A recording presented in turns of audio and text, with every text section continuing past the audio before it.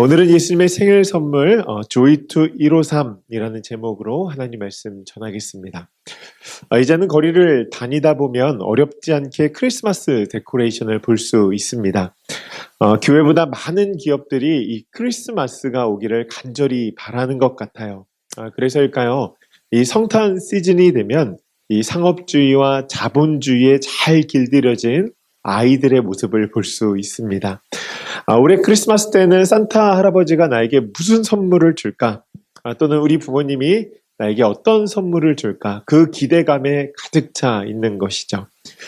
우리의 구원자 되신 예수님이 이 땅에 오신 날, 그분이 우리에게 가장 큰 선물임을 마음에 기억하고 예수님에게 집중해야 하는데, 공교롭게도 우리 아이들은 예수님이 아닌 다른 선물을 기대하며 매년 성탄절을 맞이하는 것 같습니다.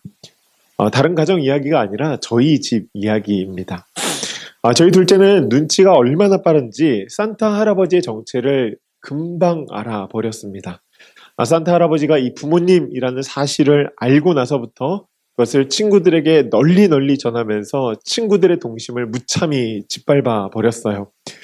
그 이후에 성탄 시즌이 되면 자신의 위시리스트를 이 부모님에게 은근히 때로는 아주 직설적으로 이야기하며 선물을 요청합니다. 올해도 제가 그 이야기를 들으면서 그런 생각이 든 거죠. 우리가 성탄절에 선물을 하는 이유는 우리의 구원자 되신 예수 그리스도의 탄생이 우리에게 큰 기쁨이 되었기 때문입니다. 우리에게 새 생명 주시기 위해 이 땅에 오셨고 십자가에 달려 돌아가신 예수님, 그분이 우리에게 큰 선물임을 기억하며 그 기쁨을 전하기 위해서 우리의 자녀들 또한 이웃들에게 선물을 하는 것이죠. 그런데 가만히 생각을 해보니까 원래 선물은 생일을 맞은 사람이 받아야 되는데 생일을 맞이한 예수님의 선물은 다 빠지고 다른 사람들이 다 선물을 받는 것 같은 거예요. 여러분들은 어떠세요? 여러분들 예수님에게 선물 준비해서 드리고 계십니까? 저는 2023년 성탄절을 맞이하면서 우리가 이 예수님의 생일 선물에 대해서 함께 고민해 보면 좋겠습니다. 본문을 보면 예수님이 이 땅에 오신 날 그분께 귀한 선물을 드린 이들이 등장하죠. 동방박사들입니다. 제가 어린 시절에는 이 크리스마스 이브라고 해서 12월 24일 날 이 교회에서 모여서 잔치가 있었습니다. 모든 성도들이 교회 함께 모여서 발표도 하고 찬양도 하고 성극도 하고 그랬는데 그 성극의 주인공처럼 등장하는 이들이 바로 이 동방박사들이었어요. 아마 그 시절 이 동방박사 역할 해보신 분들 분명히 있을 것입니다. 예수님의 탄생을 처음으로 축하한 사람들, 하나님으로부터 특권을 받은 사람들이죠. 저는 이들이 참 부럽더라고요. 왜냐하면 저도 그런 영광을 좀 누리며 살고 싶거든요. 제가 어느 날 이 동방박사에 대해서 연구하던 가운데 이들이 이방인이라는 사실을 알게 되었습니다. 그리고 나니까 제 마음 가운데서 이런 퀘스천이 하나가 들었어요. 하나님은 왜 예수님의 탄생을 동방에서 온 박사들, 유대인들이 아닌 이방인들에게 먼저 나타내시고 그 축하의 특권을 그들에게 주신 것일까? 여러분들도 궁금하지 않으세요? 왜 유대인의 왕으로 나신 예수 그리스도를 다른 사람들이 먼저 와서 축하하냐라고 하는 것이죠. 여러분, 신약의 첫 번째 4권의 책을 저희는 사복음서, 가스펠이라고 부릅니다. 우리가 그렇게 부르는 이유는 모두가 예수님을 주인공으로 하여서 성경을 기록했기 때문이죠. 이 기록을 보면서 우리는 종종 그런 생각들을 합니다. 아니, 왜 이렇게 예수님에 대한 기록이 많은 거야? 각각의 다른 기록들이 왜 이렇게 많은 거야? 이렇게 많이 필요한가? 라고 하는 질문이죠. 여러분, 어느 시골에서 이 화가 몇 분을 초대했습니다. 그 마을 동산 중앙에 큰 나무가 있었는데 그것을 좀 그려달라고 요청한 것이죠. 모든 화가들이 이것에 참여해서 열심히 그려주었습니다. 그런데 신기하죠. 같은 것을 보고 그렸는데 모두가 같지 않은 거예요. 모든 작품이 비슷한데 다른 것입니다. 어떤 화가분은 이 나무의 역사성을 중심에 두고 그림을 그렸고 어떤 분은 나무의 푸르름을 중심에 두고 또 어떤 분들은 잎사귀와 열매를 중심에 두고 어떤 분은 나무와 마을의 조화를 중심에 두고 그림을 그린 거예요. 여러분, 우리가 이 비슷하지만 다른 그림들을 보면서 얻을 수 있는 베네핏이 있습니다. 그것은 무엇이냐면 이 큰 나무의 특징입니다. 다양한 그림을 통하여서 이 나무가 어떤 나무인지, 그리고 이 나무가 어떻게 자라왔는지, 이 나무의 열매가 무엇인지 우리는 조금 더 잘 알 수 있다라고 하는 것이죠. 복음서가 4개인 이유도 이와 동일합니다. 주인공이신 예수님의 모습을 우리에게 더 잘 알려주기 위해서 기록했다라고 하는 것이죠. 특별히 이 복음서의 기자들이 나타내는 예수님의 4가지의 모습이 있습니다. 오늘 본문이 속한 마태복음은 유대인의 왕으로 오신 예수 그리스도를 나타내고 있고요. 마가복음은 종으로 오신 예수님, 누가복음은 사람으로 오신 예수님, 요한복음은 하나님의 아들, 신으로 오신 예수님의 모습을 구체적으로 그리고 있다라고 하는 것입니다. 특별히 이것이 수신자들에 따라서 달라지는데 오늘 본문이 속한 마태복음의 수신자는 유대인들이었습니다. 유대인들에게 유대인의 왕으로 오신 예수 그리스도를 소개하는 글이 바로 마태복음이에요. 그래서 마태복음의 기록은 그분의 정통성을 주장하기 위해서 1장의 예수님의 족보로부터 시작이 되어집니다. 아브라함으로부터 이어지는 이 족보가 다윗의 후손으로 진정한 왕권을 가지고 예수님께서 이 땅에 오셨다라고 하는 것을 아주 명확하게 밝혀주는 것이죠. 그러니 저는 이 말씀을 볼 때마다 더더욱 동방박사 존재에 대한 질문이 드는 거예요. 왜냐하면 유대인들은 이방인을 좋아하지 않습니다. 심지어는 사람 취급하지도 않거든요. 그런데 유대인의 왕으로 오신 예수 그리스도, 그분의 탄생을 맞이하고 축하하는 첫 번째 사람이 유대인이 아니라 사람 같지도 않은 이방인이었다라고 하는 것입니다. 어찌 보면 이 유대인들의 입장에서 보면은 자신의 왕을 맞이하지 못한 결례를 행한 것이죠. 여러분, 왜 이런 사건이 일어난 걸까요? 여기에 성령님의 숨겨진 의도가 있습니다.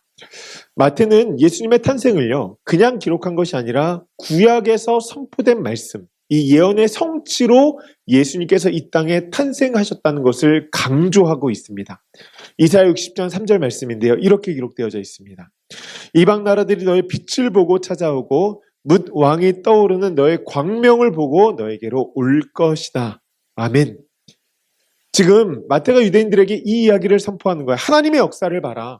유대인의 왕으로 오신 예수 그리스도, 그분은 유대인의 왕이시기도 하지만 이 땅의 온 땅의 왕이시다. 그러니 이방의 모든 나라들이 그 빛을 보고 찾아와 경배하는데 유대인들아, 너희들의 왕을 인정하고 믿어야 된다. 그 예수님을 믿으라고 이야기하는 것이죠.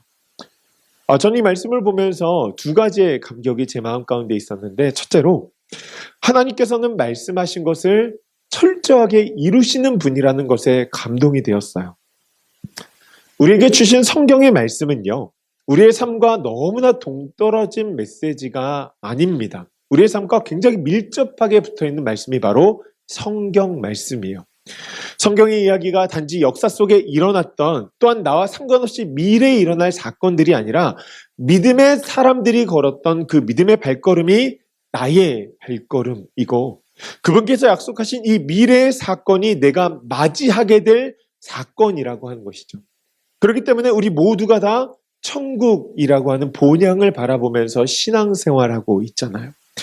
그분께서 죄인들의 애환을 보시고 이 땅에 예수 그리스도를 보내주셨던 것처럼 오늘도 우리의 아픔을 보시고 우리의 눈물을 닦으시고 우리의 기도에 응답하시는 그 소망을 주시는 분이 바로 하나님이라는 분이라는 사실입니다. 그러니 우리가 이 말씀을 온전히 붙잡고 살아갈 때 우리는 이 말씀에 이루어진 역사들을 우리도 동일하게 맛보며 살아갈 수 있다는 것이죠. 여러분, 그것이 엄청나게 큰 소망 아닙니까? 둘째로, 하나님은 세밀하게 우리의 삶을 살피시며 우리의 방법으로 자신의 뜻을 이루시는 분이십니다. 마태가 이 동방박사를 이 원어로 보니까 마고이라고 부르는데요. 마고이는 마귀족, 마귀족이 아니라 마귀족입니다. 고대 메디아 왕국의 사제들을 지칭하는 단어입니다. 고대 세계 사제들은요, 이 세계가 한 몸이라고 생각을 했습니다. 그래서 땅에서 어떤 의미 있는 사건들이 벌어질 때가 되면 반드시 하늘에서 어떤 징조들이 일어난다고 믿었어요. 그러니 하늘의 별을 보면서 이 땅에서 일어날 사건들을 연구하며 살아간 것이죠. 어찌 보면 샤머니즘, 오늘날 우리가 이야기하면은 좀 좋게 이야기하면 과학이라고 이야기할 수 있을까요? 그것을 연구하는 자들에게 하나님께서 별을 통하여서 그 뜻을 밝히 나타내시고 이 땅의 역사를 이루셨다라고 하는 것입니다. 다른 말로 하면 인간이 살아가는 방식과 그들의 생각, 그 모든 것들을 세밀하게 살피시며 하나님께서는 그 뜻을 우리에게 보여주신다는 거예요. 이것을 우리가 신학의 언어로 일반 계시라고 이야기할 수 있을 것 같습니다. 로마서 1장 19절 말씀 보니까 이렇게 기록이 되어져 있어요. 이는 하나님을 알만한 것이 그들 속에 보임이라 하나님께서 이를 그들에게 보이셨느니라. 창세로부터 그의 보이지 아니하는 것들 곧 그의 영원하신 능력과 신성이 그가 만드신 만물에 분명히 보여 알려졌나니 그러므로 그들이 핑계하지 못할지니라. 아멘. 하나님을 알만한 것들을 이 땅 가운데 보이신다는 거예요. 그러니 어떻게든 그분의 존재와 그분의 뜻을 나타내신다라고 하는 것이죠. 중요한 것은 내가 모르게 나타나는 것이 아니라 내가 알 수 있도록 내 삶의 세밀한 부분을 살피시며 우리가 깨달을 수 있도록 우리의 언어로 우리의 생각으로 하나님께서 우리에게 그 뜻을 나타내신다라고 하는 것입니다. 저는 그 하나님께서 오늘도 우리의 삶 가운데 역사하신다고 믿습니다. 2000년 전 그 하나님의 강건하심 가운데 별을 쫓아서 예수님의 탄생을 목격하고 황금과 유향과 몰약을 드렸던 동방박사들처럼 오늘 우리도 하나님의 뜻 안에서 그분의 탄생의 의미를 마음 가운데 되새길 수 있고 그것을 기뻐하며 주님 앞에 생일 선물을 드릴 수 있다라고 하는 것이죠. 말씀을 묵상하면서 어떻게 하면 우리가 이 황금과 유향과 몰약을 드릴 수 있을까 참 많이 고민이 되었습니다. 그런데 성경을 읽다 보니까 그 동방박사들이 주님 앞에 선물로 드린 것은 이 세 가지 물품인데 예수님께서 받으신 것은 그 세 가지 물품이 아니라 다른 것을 받으셨다라는 마음이 들었어요. 예수님께 드린 동방박사의 세 가지 선물이 무엇이었을까요? 생일 선물이 무엇이었을까? 황금이 아니라고 하니까 갑자기 드리고 싶은 마음이 들지 않으세요? 마음 가운데 막 동기부여가 되죠. 황금 아니면 나도 드릴 수 있다. 두 가지 선물인데요. 첫 번째로는 그분을 경배하는 마음입니다. 11절 말씀 보니까 이렇게 기록이 되어져 있어요. 집에 들어가 아기와 그의 어머니 마리아가 함께 있는 것을 보고 엎드려 아기께 경배하고 보배 합을 열어 황금과 유향과 몰약을 예물로 드리니라. 아멘. 예수님을 만난 동방박사들은요, 엎드려 아기께 경배했습니다. 우리는 이 말씀을 읽으면서 전혀 거부감이 들지 않죠. 왜냐하면 구약에 예언되어진 수많은 선지자들이 예언한 또한 그 예언의 성취 현장에서 그들이 이 땅에 오신 왕 앞에 엎드려 경배한다는 것은 너무나 당연하다 생각되어지기 때문입니다. 아무리 악이라고 해도 하나님께서 이미 그들에게 별빛을 통하여서 사인을 주셨고 그들을 인도하셨기 때문에 그곳에 임마누엘 되시는 아기 예수를 보고 경배 드리는 것이 합당하다라고 하는 것이죠. 말씀을 좀 더 깊게 묵상해 보니 제 마음 가운데 그런 생각이 들어요. 만약 내가 동방박사였다면 나도 예수님을 그 자리 가운데서 동일하게 경배할 수 있었을까?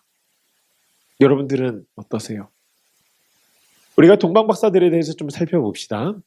동방박사들이 살던 곳을 우리가 정확하게는 알 수 없지만 마태가 그들을 마고이라고 부른 것에서 힌트를 얻어서 그들이 살았던 고대 메디아 왕국을 지도에서 찾아본다면 지금 현재 지도로 이란의 북서쪽에 위치하고 있습니다. 그러니까 그들이 그곳에 있다가 이스라엘로 온 거예요. 그들이 거하는 지역은 이 예루살렘을 기점으로 하여서 북동쪽에 위치하고 있습니다. 그러니 거기들이 거기서부터 내려오려고 하면은 이 북동쪽에서 남서쪽으로 내려와야 되는데 이 중간에 시리아가 있습니다. 시리아를 거쳐서 이스라엘로 들어와야 되는 거예요. 하나님께서는 왕의 별을 통해서 그들에게 사인을 주셨고 그 별로 그들의 발걸음을 인도해 주셨습니다. 최종 도착지는 베들레헴이었어요.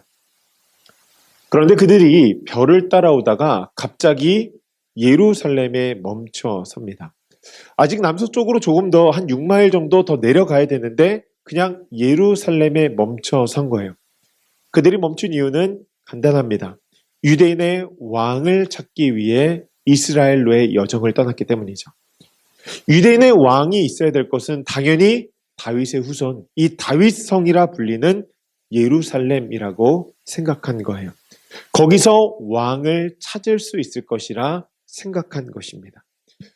사실 이 땅에 왕으로 오셨으니 적어도 왕궁에서 수많은 사람들의 환대 가운데 세마포 정말 명품 옷을 입고 가장 찬란한 이 크립에 들어가 있어야 되는 것이 이 왕의 운명 아닙니까?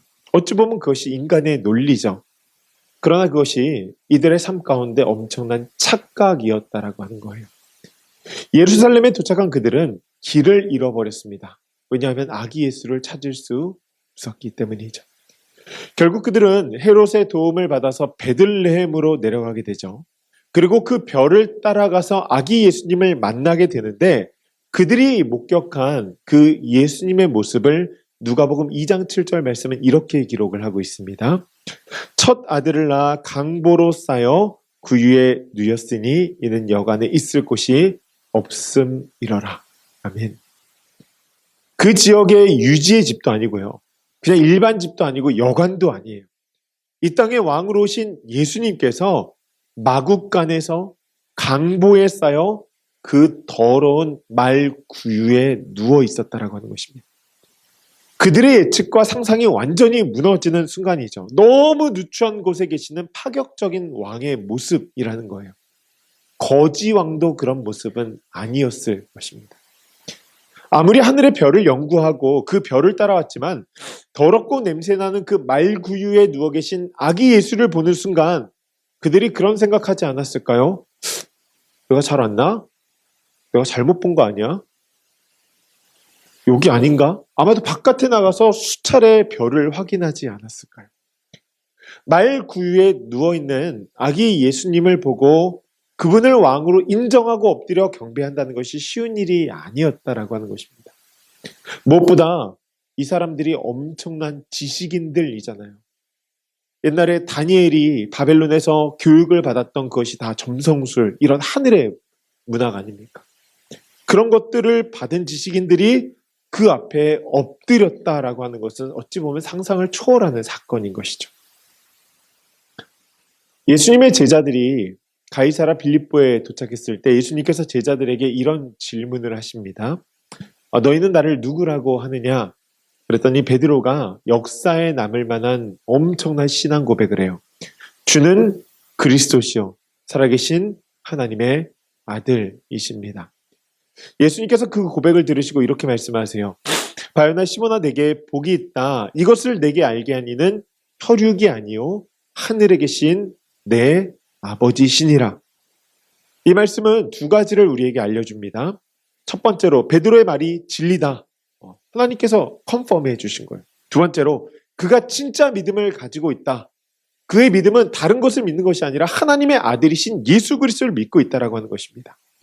그 믿음의 사람이 언제 예수 그리스도를 배신합니까?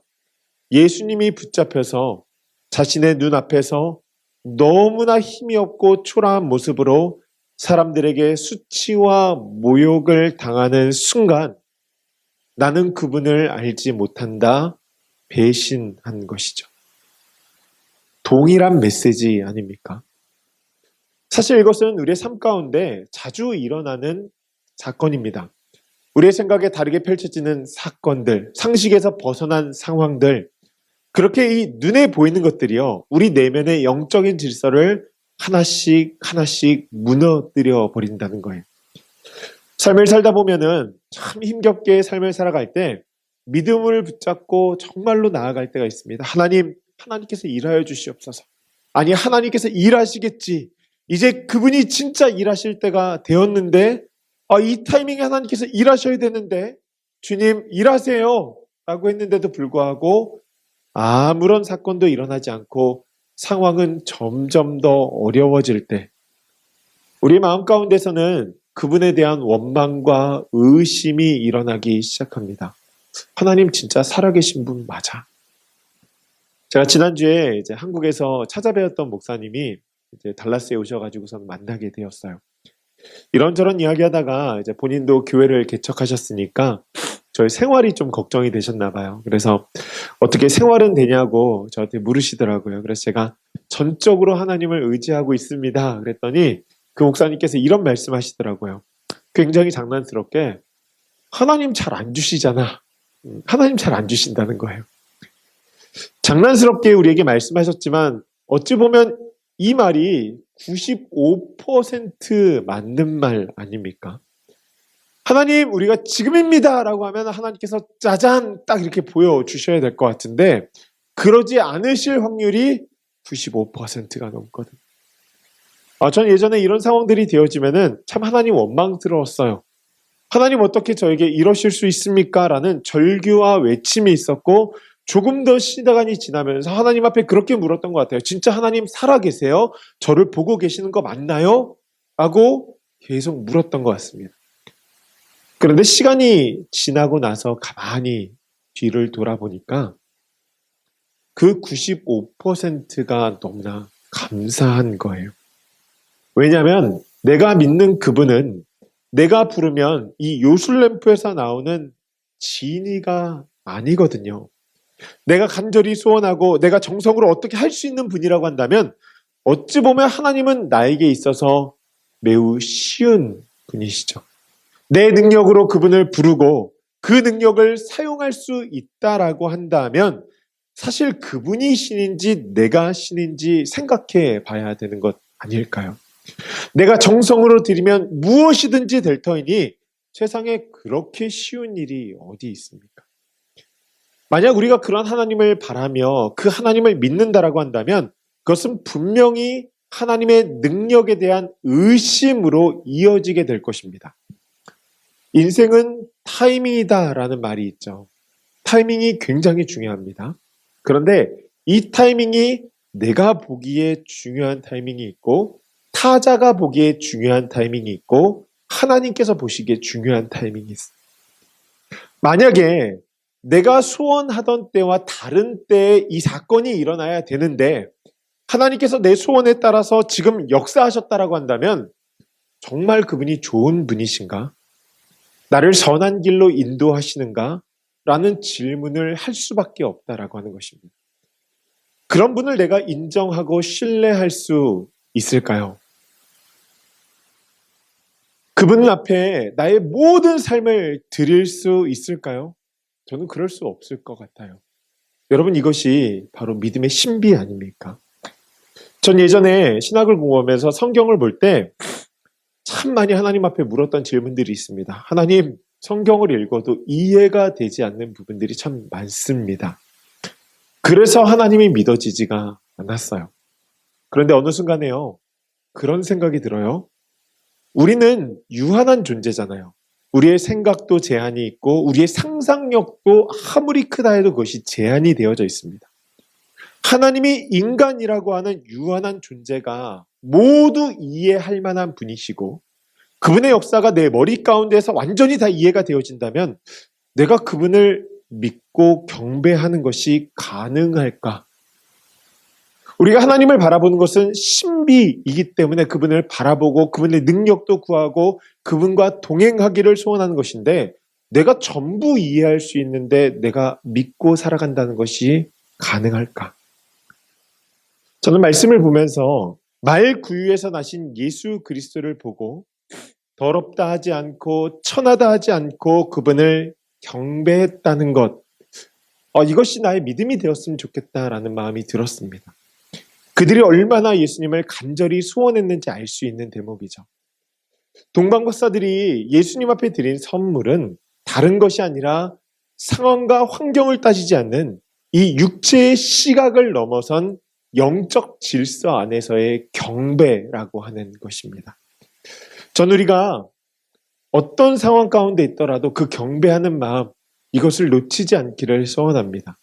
하나님 앞에 경배하기를 소원하는 마음으로 예배 앞에 나오는데, 그렇다고 한다면 흔들리지 않고 어떤 상황이 일어나도 영적 질서를 지켜가며 하나님 앞에 예배하는 것이죠. 그 신비를 맛보며 살아가는 것이 믿음의 삶이라고 하는 것입니다. 둘째로 다른 길을 가는 마음입니다. 그들이 예루살렘에서 이제 헤롯 왕을 만나게 되어지는데, 헤롯 왕은 굉장히 노련한 정치인이었습니다. 3절 말씀을 보니까 이렇게 기록이 되어져 있어요. 헤롯 왕과 온 예루살렘이 듣고 소동한지라. 유대인의 왕이 나셨다라고 하는 것은 온 도시가 펄쩍 뛸 만한 사건이었다는 것이죠. 이 사건에 대한 헤롯의 반응을 보십시오. 그 왕이 어디 있느냐? 꼭 나에게도 알려줘라. 나도 그에게 가서 경배하고자 한다. 이야기를 들은 동방 박사들, 그들의 생각과 그들의 마음은 어땠을까요? 모든 사람들이 가지고 있는 욕구가 하나 있습니다. 그것은 인정받고 싶은 욕구예요. 헤롯의 답을 딱 들었을 때 동방 박사들은 무엇인가 내가 이 세계 가운데 기여할 수 있겠다. 그리고 이 사람이 나를 인정하는구나 라고 하는 기쁨의 마음이 있지 않았을까요? 헤롯의 반응이 그에게 아마 굉장히 큰 동기부여가 됐을 것입니다. 우리 유대인의 왕을 빨리 찾아서 우리 헤롯 왕에게 알려주자. 그런데 예수님을 찾고 나니까 그날 밤에 그들의 삶 가운데 어떤 사건이 일어나냐면 12절 말씀 보니까 이렇게 기록되어져 있습니다. 그들은 꿈에 헤롯에게로 돌아가지 말라 지시하심을 받아 다른 길로 고국에 돌아가니라. 아멘. 저는 동방 박사들이 드린 두 번째 선물이 여기 있다고 믿습니다. 우리는 그들의 모습 가운데서 굉장히 귀한 모습을 발견할 수 있는데 신앙인의 모습에서 나타나야 할 모습이죠. 꿈에 하나님으로부터 매우 구체적인 지시를 받고 헤롯이 아닌 다른 길로 갔다는 거예요. 이것을 오늘날 우리가 사용하는 언어로 이야기하면 주님의 음성을 듣고 삶에 적용하여 실천했다라고 하는 것입니다. 말씀을 삶으로 살아냈다는 거예요. 우리 예수 믿는 사람들에게 꼭 있어야 될 것 하나 있다면 before와 after가 달라야 된다라고 하는 것입니다. 이 말을 우리가 이렇게 표현하기도 하죠. 넓은 문이 아니라 좁은 문으로 가야 한다. 이전과 같은 길을 가는 것이 아니라 다른 길로 가야 한다는 거예요. 어떤 상황 가운데서도 하나님의 말씀이 떨어지면 그 말씀을 붙잡고 흔들리지 않고 다른 길을 선택하는 것, 그것이 크리스천의 삶이라는 거예요. 저는 우리가 이전과 다른 길을 가는 마음으로 예수님의 생일 선물을 한번 준비해 보면 좋겠습니다. 여러분들과 함께 할 이 첫 번째 성탄절을 맞이하면서 전 이런 기도를 주님 앞에 드렸어요. 하나님, 우리 조이풀 교회가 동방 박사들처럼 예수님의 선물을 잘 준비해서 주님 앞에 드리길 소원합니다. 황금과 유향과 몰약을 준비해서 드리고 싶은 마음도 있고, 또 하나님께서 우리에게 진짜로 받길 원하시는 것이 있다면 그것을 우리가 하나님 앞에 드리면 좋겠습니다. 우리가 하나님을 경배하는 마음으로 또한 다른 길을 걷기를 소원하는 마음으로 드리길 원하오니 하나님 말씀하여 주세요. 그럼 제가 우리 교회 공동체와 함께 주님 앞에 선물을 드리기를 소원합니다. 그렇게 기도하던 가운데 저에게 번쩍 뜨이면서 주신 말씀이 하나가 있는데, 예수님께서 공생애를 시작하시면서 가장 먼저 행하신 것은 제자들을 부르시는 일이었어요. 시몬과 안드레를 부르시면서 마태복음 4장 19절 말씀에 이렇게 말씀하십니다. 말씀하시되 나를 따라오라 내가 너희를 사람을 낚는 어부가 되게 하리라 하시니. 아멘. 사람을 낚는 어부로 만들겠다는 거예요. 고기를 낚는 어부가 아니라 이전과 다른 길, 이제는 사람을 낚는 어부로서의 삶을 살아가라고 말씀하시는 것입니다. 그들은 이 말씀을 듣고 이렇게 반응했어요. 마태복음 4장 20절과 22절 말씀인데요. 그들이 곧 그물을 버려두고 예수를 따르니라. 그들이 배와 아버지를 버려두고 예수를 따르니라. 아멘. 예수님께서 그들에게 이전과 다른 길을 제안했을 때 그들은 이전의 길, 배와 그물과 아버지, 그 길이 아니라 예수의 길을 따르기로 결단하고 나아갔다는 것입니다. 예수님은 그들의 결단을 기쁨으로 받으셨고 공생애를 시작하셨어요. 그들과 함께 다니며 영혼을 낚는 어부가 무엇인지, 또한 영혼을 섬길 때 그들의 삶 가운데 얼마나 마음이 기쁜지를 몸소 경험케 하셨습니다. 그런데 그 공생의 사역이 끝날 무렵 예수님께서 잡히시고 십자가에 달려 돌아가셨을 때 그들의 삶 가운데 엄청난 흔들림이 일어나죠. 결국 그들은 영혼을 낚는 그 기쁨과 감격을 뒤로하고 이전의 길, 이 고기를 잡는 길로 돌아가 버립니다. 그렇게 다시 고기 잡는 어부로서의 삶을 살아가고 있을 때 부활하신 예수님께서 그들에게 다가가셔서 말씀하세요. 그날따라 밤새 고기도 몇 마리 못 잡았는데 이렇게 말씀하시는 거예요. 그물을 배 오른편에 던져라. 그때 일어난 사건이 무엇입니까? 물고기가 너무 많이 잡혀서 그물을 들 수가 없는 거예요. 그 상황을 성경은 이렇게 설명합니다. 요한복음 21장 말씀인데요. 시몬 베드로가 올라가서 그물을 육지에 끌어올리니 가득히 찬 큰 물고기가 153마리라. 이와 같이 많으나 그물이 찢어지지 아니하였더라. 아멘. 예수님께서 이것을 통하여서 우리에게 말씀하시는 것이 있죠. 예수님께서 제자들에게 바라셨던 것은 그들을 처음 부를 때나 그리고 그들을 두고 올라갈 때나 동일하셨다라고 하는 것입니다. 제자들에게 고기 잡는 법을 알려주시는 것이 아니라 영혼을 남는 그 어부의 삶이 엄청나게 귀하다.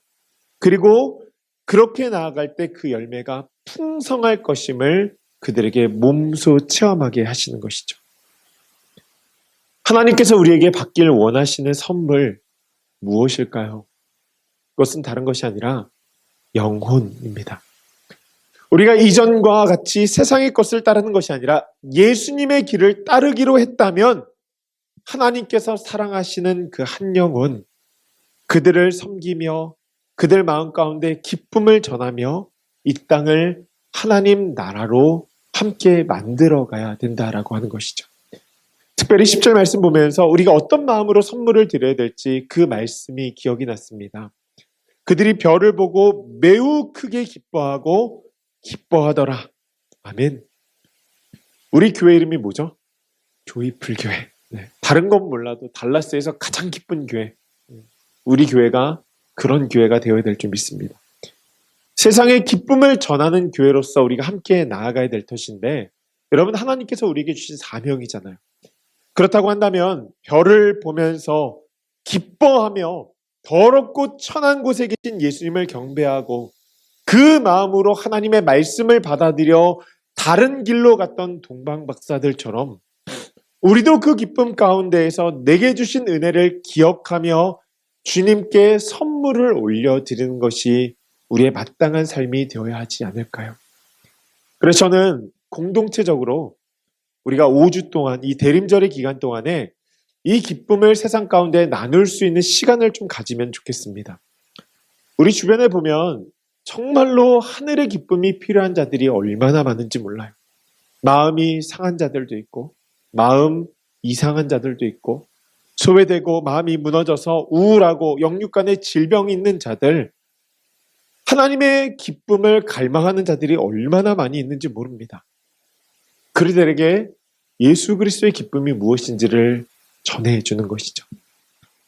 제가 교회에서 이제 청빙을 받고 한국에 갔다가 이 교회로 이제 들어올 때쯤에 어떻게 하면 우리 성도들을 기쁘게 할 수 있을까? 제 마음 가운데는 그게 늘 숙제입니다. 어떻게 하면은 우리 성도들을 좀 기쁘게 할 수 있을까? 그래서 제가 한국에서 들어오면서 정말 대접받았던 티 중에 정말 맛있다. 네. 그 티를 제가 여러분들 드리려고 사왔습니다. 그래가지고 어제 막 밤에 와이프랑 둘이서 막 말씀 카드까지 막 넣으면서 거기다 포장해가지고 우리 성도님들 이거 받으면 기뻐하시겠죠.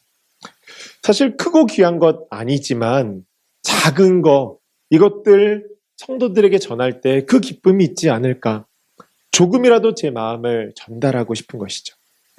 그 마음이면 되는 것 같아요. 우리가 앞으로 5주간 Joy to 153. 우리 교회 목표가 153명이에요. 153명.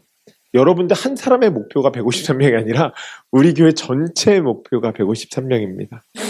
전 교회가 함께 우리 주변에 사는 이웃들에게 기쁨을 나누기를 소원합니다. 예수님의 생일 선물로 드리는 거니까 우리가 정성을 좀 드려야 되겠죠. 기도하는 마음으로 여러분 주변에 제가 좀 우울해 보이네, 슬퍼 보이네 하는 그런 분들을 대상을 정하시고 밥을 사주셔도 좋고 티를 사주셔도 좋고 작은 선물을 준비해서 주셔도 좋습니다. 중요한 것은 여러분들의 그 기쁨이 그들에게 전해져서 하나님의 위로와 격려가 그들 마음 가운데 닿으면 되는 거예요.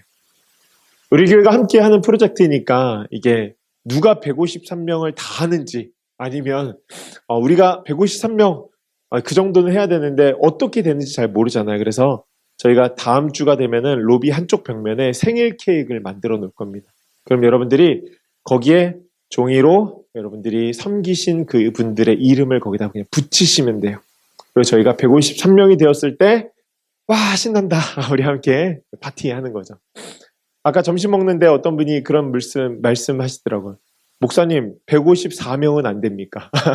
154명도 괜찮죠. 네, 중요한 것은 우리가 어떻게든지 우리의 삶을 나누면서 함께 기뻐하며 살아가자는 것입니다. 이것을 함에 있어서 우리가 주의사항이 하나가 있어요. 그분이 교회에 올 것인가 말 것인가 이 결과에 치중하지 마십시오. 그냥 그분의 영혼에게 기쁨을 전해준다. 그 이후의 일들은요. 하나님께서 하실 일들이잖아요. 우리는 하나님께서 우리에게 주신 복음의 기쁨, 그 기쁨을 가지고 나누는 것뿐, 하나님의 그냥 도구로서 살아가는 것뿐, 그 이상 이하도 아니지 않습니까? 그리고 나서 그분이 교회에 오시면 와 진짜 감사하다. 당연히 저희도 기도하면서 하겠죠. 그러나 만약에 그분이 교회에 오시지 않는다고 해도 하나님께서 언젠가 그분께 다시 말씀하시고 일하실 때를 기다리며 우리는 지속적으로 사랑을 베푸는 거예요. 저는 하나님께서 그것을 기뻐하시리라 믿습니다. 그렇게 우리가 정성을 다해서 예수님의 그 생일 선물을 다른 이들에게 기쁨을 전하며 나아갈 때, 다른 길을 선택하며 나아갈 때 하나님께서는 우리의 삶을 통하여서 기뻐하시고 하나님의 영광이 이 땅 가운데 분명히 드러날 것이라 믿습니다. 저희 모두가 그런 삶을 살아가며 주님 앞에 생일 선물 잘 올려드릴 수 있는 주의 백성들 되어지기를 주님의 이름으로 축복합니다.